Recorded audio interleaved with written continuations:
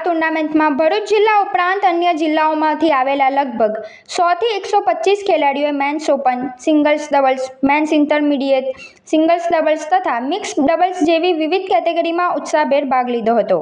સમગ્ર દિવસ દરમિયાન રોમાંચક મુકાબલાઓ જોવા મળ્યા હતા। ખેલાડીઓએ પોતાની રમતનું શાનદાર પ્રદર્શન કર્યું હતું।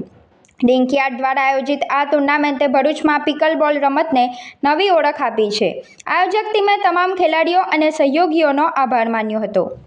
મારે કહેવું છે કે 13 વર્ષની નાનામાં નાની બાળકીથી લઈ અને 55 વર્ષના ડૉક્ટર નિલેશ દેસાઈ, જે આપણો ભરૂચનું ગૌરવ છે, પિકલ બોલમાં ઇન્ડિયા લેવલ પર ચેમ્પિયન થયા છે, એમને પણ આ ટુર્નામેન્ટમાં ભાગ લીધો છે। એટલે ભરૂચની જનતાને અને ભરૂચની બહારના લોકોને મારે કહેવું છે કે આ ખૂબ સારી ગેમ છે, તમે આમાં બળી ચડીને ભાગ લો અને ભવિષ્યમાં ભરૂચનું નામ પિકલ બોલમાં રોશન થાય એ અભ્યર્થના।